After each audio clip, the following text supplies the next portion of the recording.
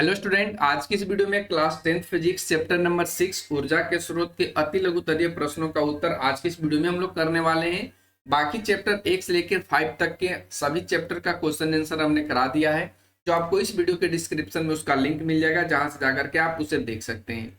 आज के इस वीडियो में हम लोग चलिए फटाफट से स्टार्ट करते हैं इस चैप्टर के अति लघुतरीय। आगे आने वाले वीडियो में हम लोग लघुतरीय दीर्घोत्तरीय सारे क्वेश्चंस का बात करेंगे। अगर आप लोग को और भी कोई क्वेरी रहता है, आप लोग को और भी कोई चैप्टर पे वीडियो चाहिए, तो आप लोग कमेंट सेक्शन में बता सकते हैं। तो चलिए फर्स्ट क्वेश्चन आपके स्क्रीन पर आता है, जिसमें आपसे पूछा गया है कि ऊर्जा के 3 विभिन्न रूपों के नाम लिखिए। ठीक है, तो ऊर्जा के 3 विभिन्न रूप कौन कौन से हैं? तो एक तो आपका आ जाएगा रासायनिक ऊर्जा, सेकेंड विद्युत ऊर्जा, नाभिकीय ऊर्जा। इसके अलावे भी और भी बहुत सारे ऊर्जा के रूप हैं, तो आप उन्हें भी लिख सकते हैं, कोई प्रॉब्लम यहाँ पे नहीं होगा। ठीक है, हमने यहाँ पे जो इंपॉर्टेंट था, जो हमको समझ में आया, वो आपको बताने की कोशिश करी है। ये रासायनिक ऊर्जा जो आप इजिली समझ पा रहे होंगे कि रासायनिक ऊर्जा क्या होता है, विद्युत ऊर्जा क्या होता है और नाभिकीय ऊर्जा क्या होता है। तो हम लोग आते हैं क्वेश्चन नंबर 2 पे, जिसमें पूछा है कि पवन में किस प्रकार की ऊर्जा होती है, यानी कि जो हवा है उसमें कौन मतलब कैसा ऊर्जा उसमें उपस्थित होता है।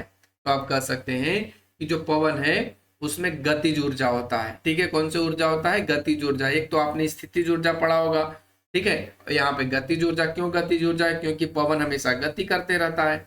अगला क्वेश्चन आता है कि पवन ऊर्जा उत्पन्न करने के लिए पवन की चाल लगभग कितनी होनी चाहिए। ठीक है, पवन ऊर्जा उत्पन्न करने के लिए जो हवा की चाल है उसमें कितना होना चाहिए हवा की चाल, तब तो आप पवन ऊर्जा उत्पन्न करेंगे।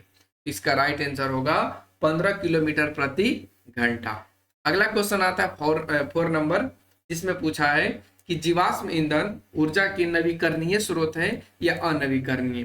तो देखिए, जीवाश्म ईंधन जो है वो ऊर्जा का अनवीकरणीय स्रोत है। क्यों? क्योंकि जीवाश्म ईंधन जो है उसको बनने में लाखों करोड़ों वर्ष लग जाता है। अगर एग्जाम्पल के रूप में समझे तो जीवाश्म ईंधन के अंतर्गत कोयला आ जाएगा, ठीक है, फिर आपका पेट्रोलियम आ जाएगा, ठीक है, फिर उसके बाद आपका किरोसिन वगैरह आ जाएगा।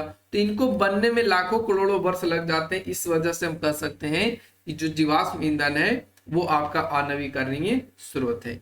अब हम लोग आते हैं क्वेश्चन नंबर 5 पे, जिसमें पूछा गया है कि जल विद्युत संयंत्र में पानी की किस ऊर्जा का उपयोग टरबाइन को चलाकर विद्युत उत्पन्न करने में किया जाता है। तो इसका राइट आंसर क्या हो जाएगा? स्थितिज ऊर्जा। यहाँ पे पानी की ऊर्जा की बात करिए तो पानी जो यहाँ पे रहेगा वो स्थितिज ऊर्जा में रहेगा, उसको हम लोग टरबाइन से चला करके विद्युत उत्पन्न करने में उपयोग में लाते हैं। ठीक है, तो आपका स्थितिज ऊर्जा हो जाएगा।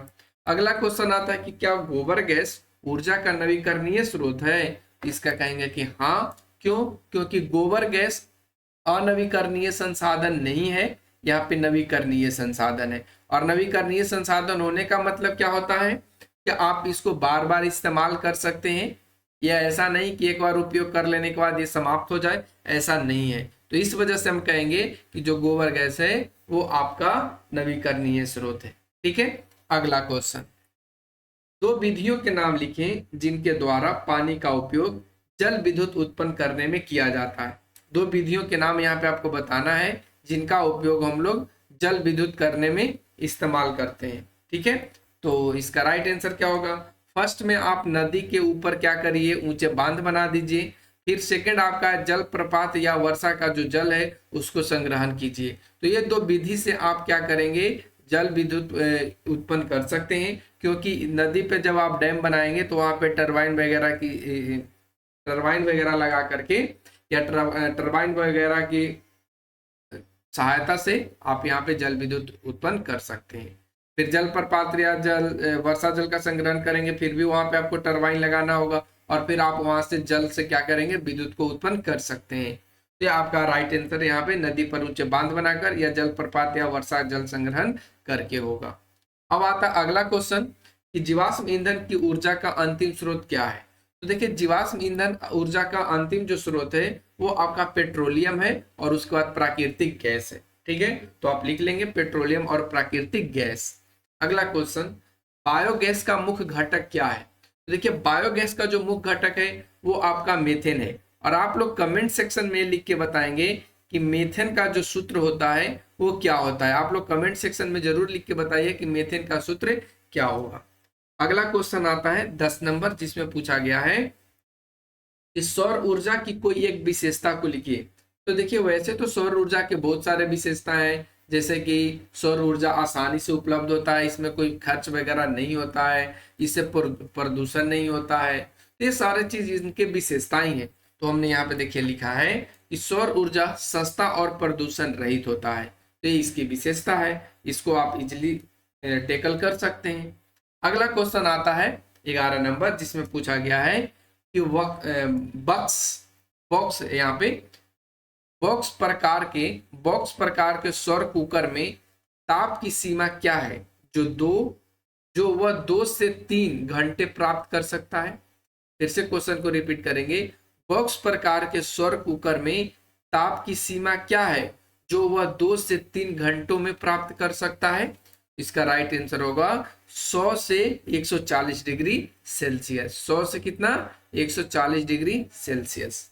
अगला क्वेश्चन आता है 12 नंबर, जिसमें पूछा है कि अवतल, उत्तल और समतल दर्पण में कौन सा दर्पण सौर कुकर में सबसे अधिक उपयुक्त होगा और क्यों होगा। तो देखिए इन तीनों दर्पण में, ठीक है, समतल, उत्तल और अवतल में सबसे जो ज्यादा उपयोगी यहाँ पे होगा वो अवतल दर्पण होगा। क्यों होगा? क्योंकि ये प्रकाश के किरण को क्या करता है? अभिसारित करता है एक बिंदु पर।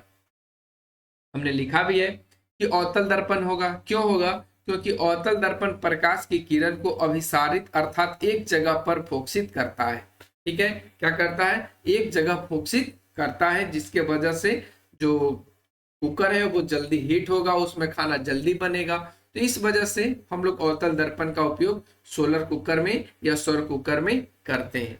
अगला क्वेश्चन आता है 13 नंबर, जिसमें पूछा है कि सौर सेल ऊर्जा के एक रूप को दूसरे रूप में बदलता है। तो ऊर्जा के ये 2 रूप कौन कौन से हैं, या ये ऊर्जा के 2 रूप क्या है? तो देखिए सौर सेल जो है ऊर्जा को 2 रूप में बदलता है।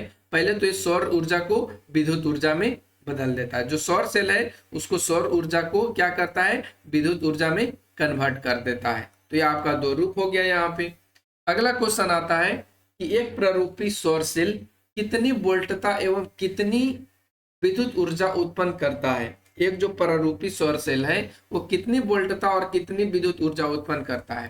तो देखिए अगर हम वोल्टता की बात करें तो वोल्टता 0.5 से लेकर के 1 वोल्ट तक ये वोल्टता इसकी होती है। और अगर हम इसकी विद्युत ऊर्जा की बात करें तो ये 0.7 वाट होता है। कितना होता है? 0.7 वाट। अगला क्वेश्चन 15 नंबर क्वेश्चन कहता है कि ईंधन से उस ऊर्जा को किस प्रक्रिया द्वारा उत्पन्न किया जाता है। ईंधन से ऊर्जा को किस प्रक्रिया द्वारा उत्पन्न किया जाता है। फिर से रिपीट, ईंधन से ऊर्जा को।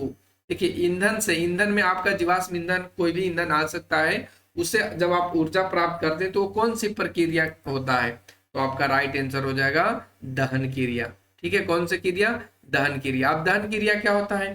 तो जैसे मान लीजिए आपके पास कोई लकड़ी है, आपके पास कोई कोयला है, और जब आप इसको आग लगाते हैं, जब आप इसमें आग लगाते हैं तो इससे जो प्राप्त ऊर्जा होता है उसको हम लोग बोलते हैं दहन क्रिया। इससे हम लोग जो प्राप्त ऊर्जा होता है उसको हम लोग क्या बोलते हैं? दहन ऊर्जा। और ये जो प्रक्रिया हुआ इसको हम लोग बोलते हैं दहन। क्या बोलते हैं? दहन। तो ये दहन क्रिया के द्वारा आप ऊर्जा प्राप्त कर सकते हैं ईंधनों के द्वारा। अगला क्वेश्चन आता है 15 नंबर, जिसमें पूछा है कि ग्रीन हाउस गैस कौन कौन सी है। तो यहाँ पे राइट आंसर हो जाएगा आपका carbon dioxide, methane, nitrous oxide. और भी है, हमने यहाँ पे 3 ही लिखा है। और आपको कमेंट सेक्शन में तीनों के सूत्र लिख करके बताना है कि तीनों का सूत्र क्या होगा। ठीक है, अब आते हैं अगला क्वेश्चन पे 17 नंबर कहता है कि इलेक्ट्रॉनिक उपकरणों से किस प्रकार की ऊर्जा प्राप्त होती है। तो देखिए इलेक्ट्रॉनिक जो उपकरण है उससे हम लोग विद्युत ऊर्जा प्राप्त करते हैं। तो आपका राइट आंसर यहाँ पे क्या बनेगा? विद्युत ऊर्जा बन जाएगा। अगला क्वेश्चन 18 नंबर, जिसमें कहता है कि उस प्रक्रिया का नाम लिखें जिसके द्वारा सूर्य अपनी ऊर्जा उत्पन्न करता है। वो कौन सी प्रक्रिया है जिसके द्वारा सूर्य अपनी ऊर्जा उत्पन्न करता है? आपका राइट आंसर होगा सौर ऊर्जा। सौर ऊर्जा के द्वारा ही सूर्य अपनी ऊर्जा को उत्पन्न करता है। अगला क्वेश्चन 19 नंबर, इसमें पूछा गया कि यदि वायुमंडल की ऊपरी परत जो 100 जूल सौर ऊर्जा प्राप्त करता है तो इसमें से कितनी ऊर्जा पृथ्वी की सतह पर पहुंचती है। तो देखिए पृथ्वी के जो वायुमंडल की ऊपरी परत है वायुमंडल के जो ऊपरी परत है, अगर उसमें 100 जूल सौर ऊर्जा प्राप्त हो रहा है तो पृथ्वी तक आने में 47 से 50 जूल लगभग होता है। अप्रोक्स में आपके बुक में 47 ही दिया है, तो आप यहाँ पे 47 ही लिखेंगे। ठीक है, 47 जूल लगभग। अगला क्वेश्चन आता है 20 नंबर, जिसमें पूछा गया है कि उच्चतर ताप पर कौन सी प्रक्रिया पूरी की जाती है, नाभिकीय विखंडन या नाभिकीय संलयन। इसका राइट आंसर क्या होगा, नाभिकीय संलयन को उच्चतर ताप पे क्या किया जाता है, प्रक्रिया के द्वारा पूरी की जाती है, नाभिकीय संलयन को। तो उम्मीद करते हैं सारे क्वेश्चंस का आंसर आपको समझ में आ गया होगा।